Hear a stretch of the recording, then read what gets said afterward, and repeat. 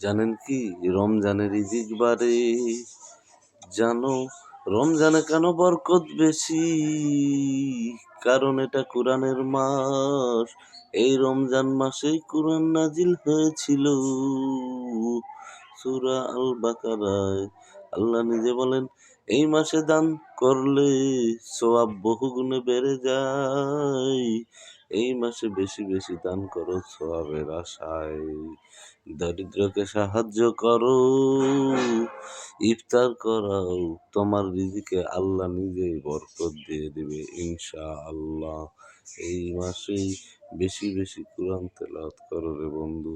ও যুবক, মোবাইলে কিছু সময় দাও, বাকি সময় ইবাদত বন্দেগীতে লিপ্ত থাকো। এই একটা মাস আল্লাহ রব্বুল আলামিন তোমাকে গুনাহমুক্ত জীবন দান করবে ইনশাআল্লাহ।